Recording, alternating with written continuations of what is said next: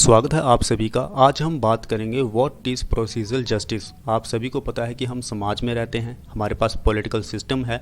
तो जब भी कोई क्राइम होता है, सामाजिक इश्यूज होते हैं, तो उसमें हमें एक डिसीजन देना होता है, यानी कि लोगों को जस्टिस देना होता है।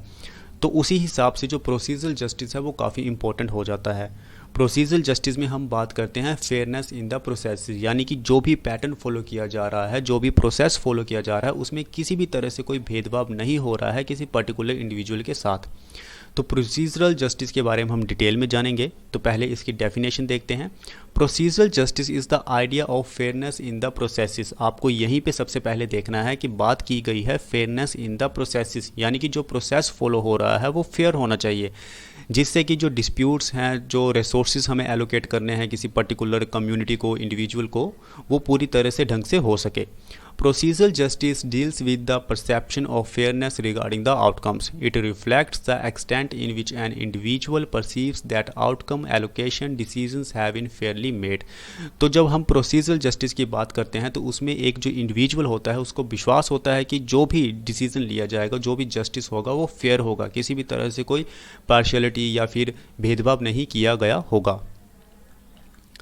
प्रोसेसिस ऑफ प्रोसीजरल जस्टिस में apply in A variety of settings. हमें बहुत सारी सेटिंग्स में प्रोसीजरल जस्टिस देखने को मिलता है। कोर्ट सिस्टम की अगर हम बात करें तो वहाँ पे भी प्रोसीजर फॉलो होता है, जिसे हम प्रोसीजरल जस्टिस बोलते हैं। वर्क प्लेस हो गया, एजुकेशन हो गया, गवर्नमेंट होगी, और भी बहुत सारी ऐसी संस्थाएँ होती हैं जिसमें कि प्रोसीजरल जस्टिस को फॉलो किया जाता है और उसमें एक प्रोसेस होता है। प्रोसीजरल जस्टिस में मैंने आपको बताया था कि सबसे इम्पोर्टेंट फंडामेंटल एस्पेक्ट जो है वो है परसेप्शन ऑफ फेयरनेस, यानी कि जो भी जस्टिस डिलीवर किया जाएगा उसमें फेयरनेस होगा, किसी भी तरह से कोई भेदभाव नहीं होगा। अब हम बात करेंगे 4 की प्रिंसिपल्स और पिलर्स और फेयरनेस इन प्रोसीजरल जस्टिस, और वो 4 पिलर्स हैं voice, that is more important, respect, neutrality and trustworthiness. ये चारों काफ़ी इंपॉर्टेंट है, इसलिए इसको हम लास्ट में सबसे डिटेल में डिस्कस करेंगे। Procedural justice can be contrasted to distributive justice, retributive justice and restorative justice। ये तीनों अलग हैं प्रोसीजरल जस्टिस से। कैसे, ये भी हम बात करेंगे। पहले आप जानिए कि डिस्ट्रीब्यूटिव जस्टिस क्या होता है। देखिए, डिस्ट्रीब्यूटिव जस्टिस में हम क्या करते हैं कि मान लीजिए कोई कम्युनिटी ऐसी है, वो काफ़ी सोशल स्टेटस में काफ़ी लो है, तो सरकार क्या करेगी कि उसको जस्टिस देने की कोशिश करेगी कि ये जो लोग हैं, ये जो कम्युनिटी है, ये भी इक्वल सोशल स्टेटस में आ सके। तो इस तरह के जस्टिस को हम बोलते हैं distributive justice. Distributive justice is concerned with processes involved in the fair and equitable distribution of resources and burdens among diverse members of a community, ताकि इक्वालिटी लाई जा सके। तो इस तरह का जो जस्टिस होता है उसे हम बोलते हैं distributive justice. In contrast to procedural justice which is concerned with the fair administration of laws और रूल्स। तो प्रोसीजरल जस्टिस में हम बात करते हैं लॉस की, रूल्स की, लेकिन जब हम डिस्ट्रीब्यूटिव जस्टिस की बात करते हैं तो हमारा जो कंसंट्रेशन होता है वो होता है इकोनॉमिक आउटकम्स के ऊपर, यानी कि समानता लाई जा सके समाज में, जैसे कि equal pay for work of equal value, जैसा काम उतनी ही सैलरी मिलनी चाहिए, किसी भी मैन वूमेन के बीच में कोई भेदभाव नहीं होना चाहिए। तो ये हो गया डिस्ट्रीब्यूटिव जस्टिस, जो कि अलग है प्रोसीजरल जस्टिस से। अब हम बात करते हैं रिट्रीब्यूटिव जस्टिस के बारे में। Is a response to criminal behaviour that focuses on the fair punishment of law breakers and the compensation of crime victims. देखिए, जब भी सोसाइटी में, समाज में जब भी कोई क्राइम होता है, ठीक है, तो उसमें सबसे ज़्यादा नुकसान किसको होता है? विक्टिम को सबसे ज़्यादा नुकसान होता है। एक छोटा सा एग्जाम्पल हम लेते हैं। मान लीजिए अगर किसी का मर्डर कर दिया गया है, ठीक है, किसी का मर्डर कर दिया गया है, अब विक्टिम को नुकसान हो गया, ठीक है, उसकी हेल्थ को हो सकता है कि वो मर भी गया हो। तो इसी तरह की, जिस तरह का नुकसान विक्टिम को हुआ है, उसी तरह का नुकसान उसका भी हो जिसने मर्डर किया है, यानी कि जो क्रिमिनल है, वैसी ही पनिशमेंट उसको दी जाए। तो इसे हम कहते हैं retributive justice. Is a response to the criminal behaviour that focuses on the fair punishment, यानी कि जैसा उसने क्राइम किया है उसी तरह की उसे सज़ा भी मिलनी चाहिए। इसे हम कहते हैं retributive justice. In general, the severity of the punishment is considered to be fair when it is proportionate to the seriousness of the crime। Same बात बार बार कह रहा है कि जिस तरह का क्राइम होगा, यानी कि जो सीरियसनेस होगी क्राइम में, वैसी ही पनिशमेंट मिलेगी क्रिमिनल को। अब हम बात करते हैं रिस्टोरेटिव जस्टिस, जिसे हम कोरेक्टिव जस्टिस भी कहते हैं। एक तरह से अगर आप लेमैन लैंग्वेज में बोलें तो यानी कि जो गलत है उसको सही कर देना, इसलिए हम इसको कोरेक्टिव जस्टिस भी कहते हैं। इसका काम होता है focus on restitution made by law breakers and the resolution of the issues arising from a crime in which the victims, offenders and the community are brought together to restore the harmony between the parties. इसका एक बढ़िया example हम लेते हैं marriage. कई बार क्या होता है कि लड़का लड़की आपस में शादी कर लेते हैं, ठीक है। शादी के कुछ दिनों के बाद उनमें लड़ाई झगड़ा होता है, उनकी आपस में बनती नहीं है, बात जो है वो डिवोर्स तक पहुंच जाती है। तो अब इन दोनों को जस्टिस कैसे दिया जाए, जो लड़का है उसको कैसे जस्टिस मिलेगा और जो लड़की है उसको कैसे जस्टिस मिलेगा। तो इसमें जो जस्टिस इस्तेमाल होता है उस जस्टिस को हम कहते हैं कोरेक्टिव जस्टिस, यानी कि दोनों में तालमेल बनाने की कोशिश की जा सकती है, मध्यस्थता बनाने की कोशिश की जा सकती है कि दोनों आपस में फिर से मिल जाएं, किसी तरह का कोई डिस्प्यूट पैदा ना हो। यानी कि इसमें क्या होता है कि दोनों को मिलाने की कोशिश की जाती है, तो जिसे हम कहते हैं corrective justice. Restorative justice often includes the direct mediation, जैसे मैंने आपको बात कही थी कि मेडिएशन करवाने की कोशिश की जाती है, मध्यस्थता, and conflict resolution between offenders, their victims and families and the community. तो ये सारी चीज़ें आ जाती हैं रिस्टोरेटिव जस्टिस में।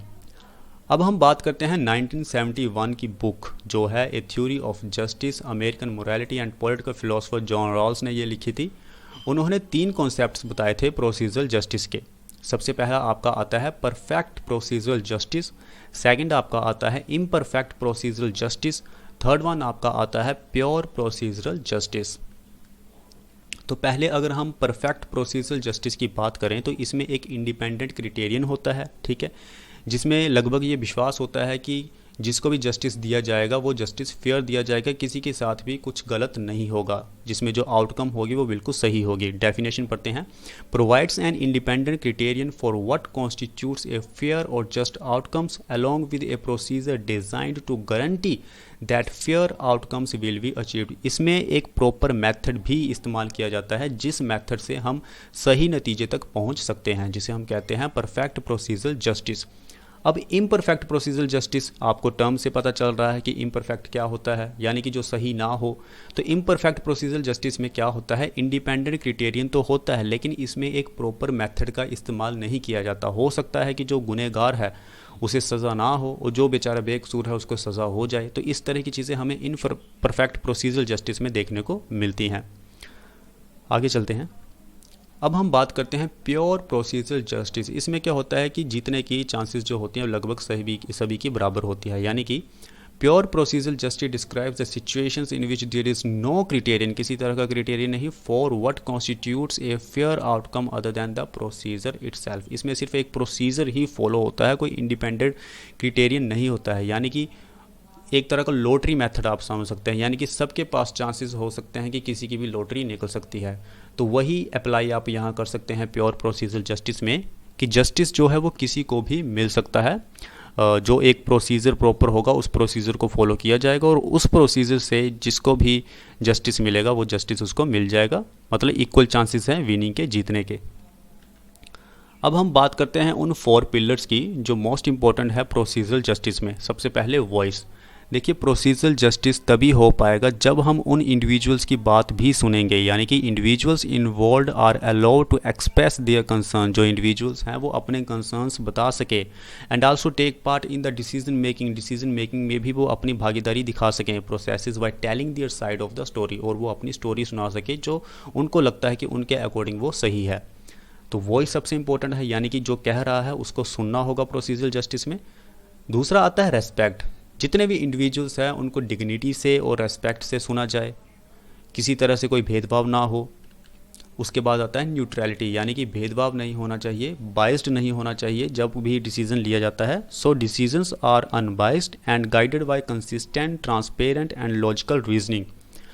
फोर्थ वन आता है trustworthiness. Those in authority convey trustworthy motives and concern about how their decisions will impact the wellbeing of those involve. तो एक विश्वास होता है इंडिविजुअल का कि उसको जो जस्टिस मिलेगा वो जस्टिस उसको बिल्कुल सही मिलेगा, क्योंकि यहाँ पे एक प्रोसीजर फॉलो किया जा रहा है, एक मेथड फॉलो किया जा रहा है जिससे कि उसका जो जस्टिस होगा वो सही होगा। तो यही था प्रोसीजरल जस्टिस और इसके हमने इम्पोर्टेंट पिलर्स भी डिस्कस किए। तो मिलते हैं नेक्स्ट वीडियो में, तब तक के लिए थैंक यू।